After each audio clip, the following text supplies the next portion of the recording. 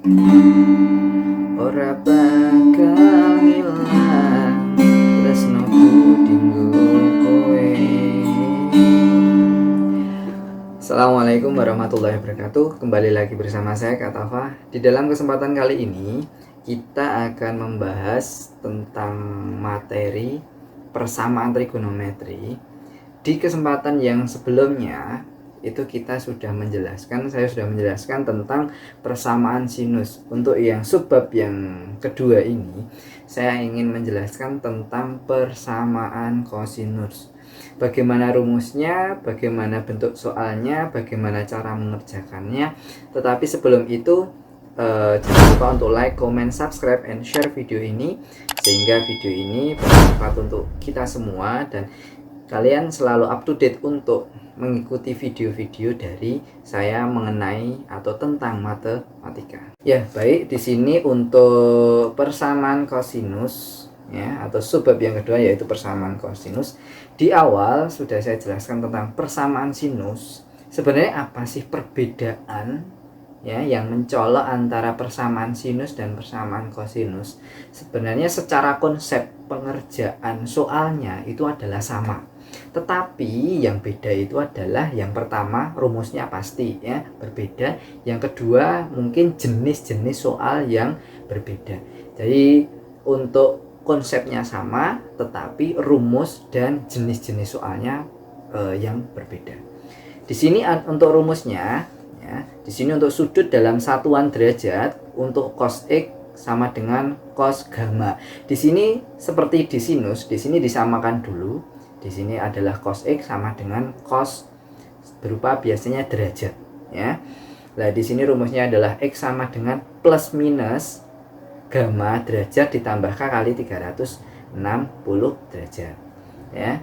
Untuk ini maksudnya plus minus bagaimana? Maksudnya plus minus itu adalah di sini positif atau di sini adalah negatif. Jadi ketika di sini adalah 30 derajat, berarti di sini adalah positif 30 derajat, di sini negatif 30 derajat. Ya. Untuk sudut di dalam radian bagaimana? Untuk sudut di dalam radian sama, ini harus disamakan dulu, yaitu cos X sama dengan cos gamma. Untuk gamma ini biasanya dalam satuan derajat. Kalau di dalam radian ya dalam satuan pi, itu seperti itu. Nah, di sini rumusnya sama, X sama dengan plus minus gamma ditambah K kali 2pi. Nah, ini maksudnya plus minus adalah di sini positif, di sini adalah negatif. Ya, sekarang kita masuk ke contoh aturan kosinus yang bagian pertama atau part yang pertama.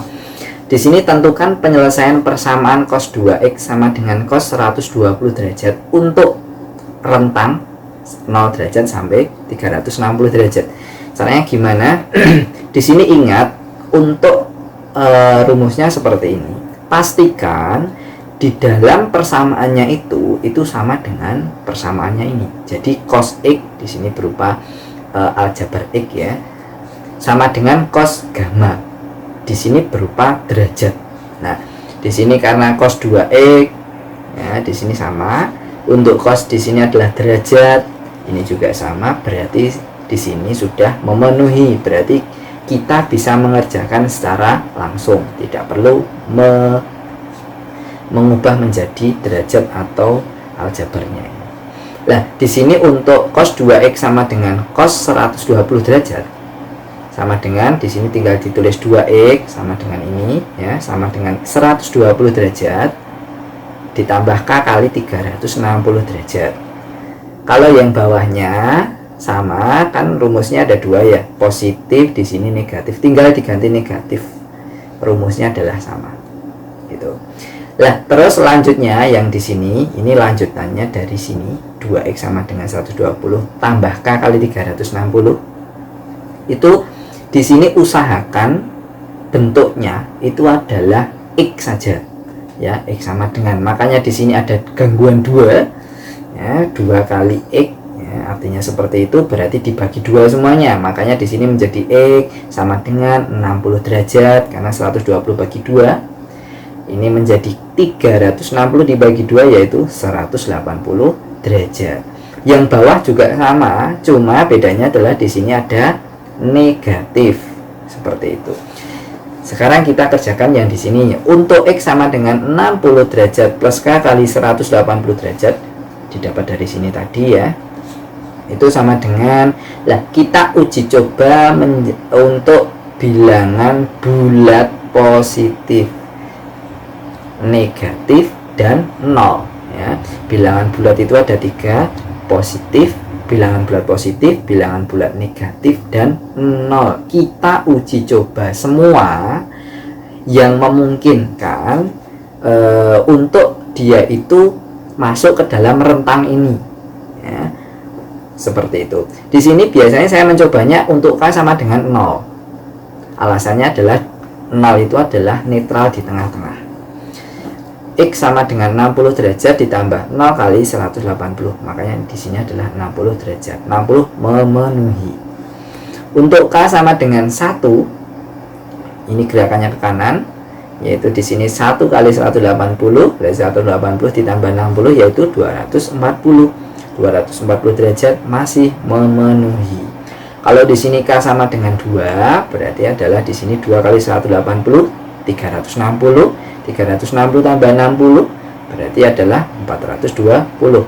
420 itu melebihi dari rentang ini, berarti di sini adalah tidak memenuhi.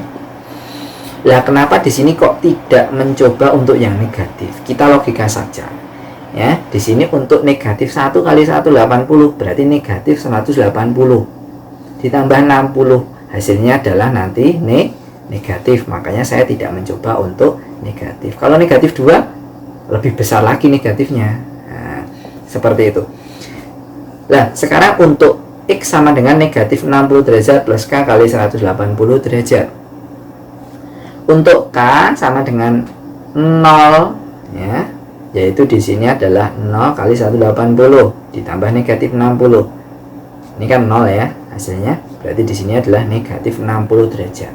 Negatif 60 derajat tidak masuk ke dalam rentang dari 0 sampai 360 derajat. Makanya di sini tidak memenuhi. Untuk K sama dengan 1. Untuk K sama dengan 1 berarti 180 ya, ini ya, 180 dikurangi 60 kan gitu artinya. Makanya di sini 120. Untuk K sama dengan 2 ya. K sama dengan 2 yaitu 2 kali 180 berarti 360 ditambah negatif 60 atau dikurangi 60 berarti 300 memenuhi juga. Di sini berarti yang memenuhi 60, 240, 120 dan 300. Berarti jadi himpunan penyelesaiannya adalah 60 derajat, 120 derajat, 240 derajat dan 340 derajat. Terima kasih dari saya. Wassalamualaikum warahmatullahi wabarakatuh.